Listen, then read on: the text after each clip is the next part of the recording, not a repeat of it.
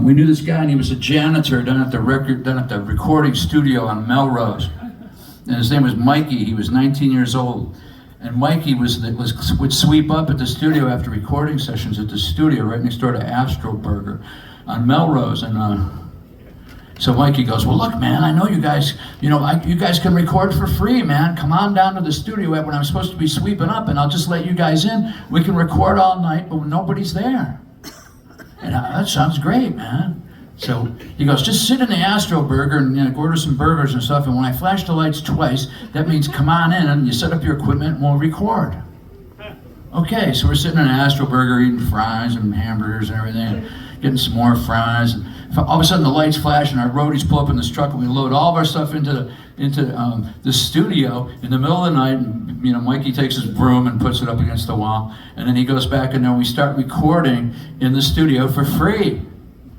And we recorded A Million Miles Away, the version everybody knows, that night in that studio.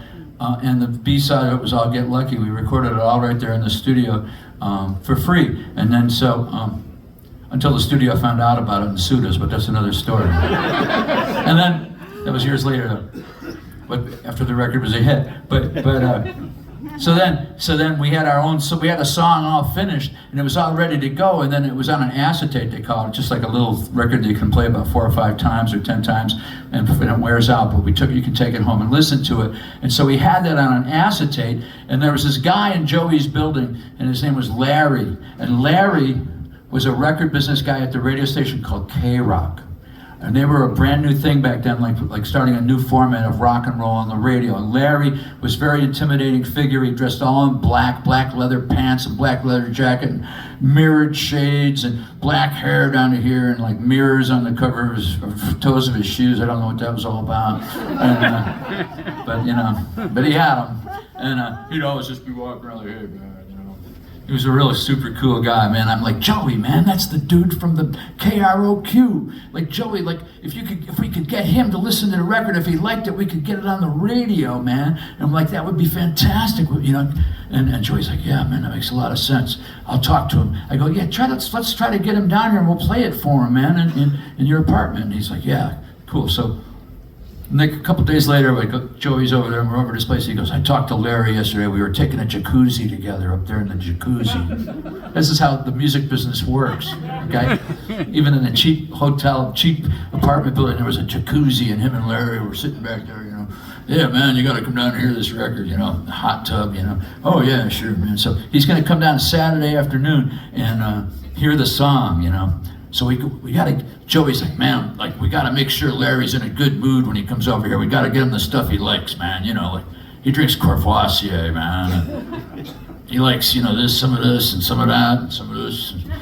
So we go out and run all around town. We get it all organized. They have everything that Joey or Larry likes. So Joey liked it too, We all liked it, let's face it. But we were getting it for Larry, and so we get it all set up, and then we got the record player on top of the dining room table right by the window. We got it set up, aiming right at a chair, and then we get Larry. Here comes Larry. Hey, man, what's going on, man? How's it going? Oh, right on, Larry. How you doing, man? Here, have a Courvoisier, we're all drinking and like, oh, yeah, it's good. Here, smoking, I'll try some of this. Oh, yeah, man.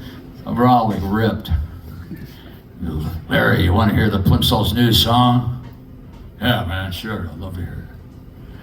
Chris put on the record. So we get Larry in a chair and he's sitting right in front of the record player by the table.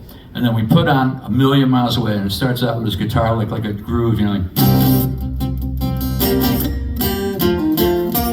And Larry's sitting there like digging it, like, yeah. Wow, he's got his shades on.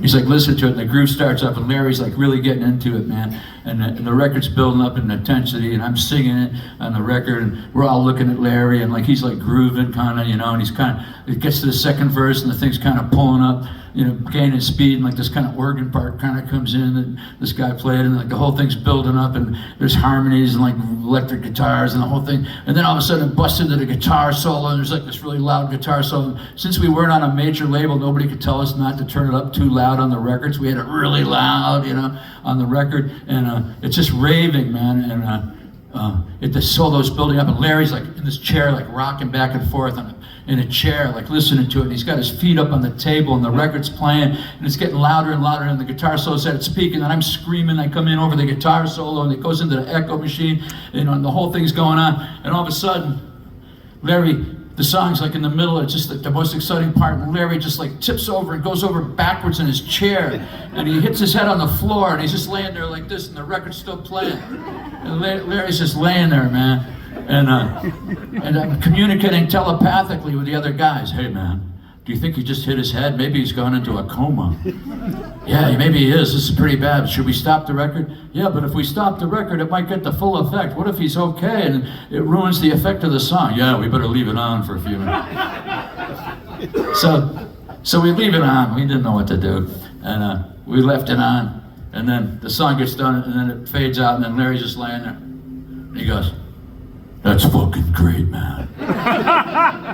That's a great record. We're gonna go on it at K-Rock.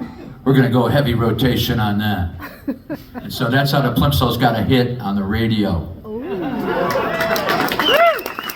That's it. That's how it's done. And here's the song, the way we wrote it on a 12-string acoustic guitar, and it sounded like this when we wrote it.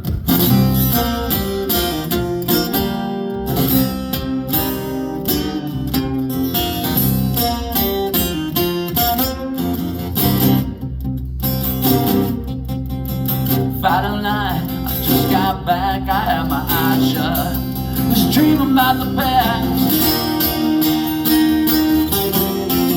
I thought about you while the radio played, should've got me moving, some reason I stayed.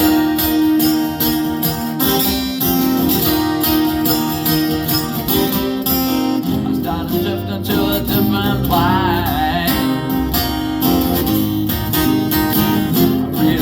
I'm falling off the face of your world, and there was nothing there to bring me back. I'm a million miles away, a million miles away, I'm a million miles away, and there's nothing left to bring me back today.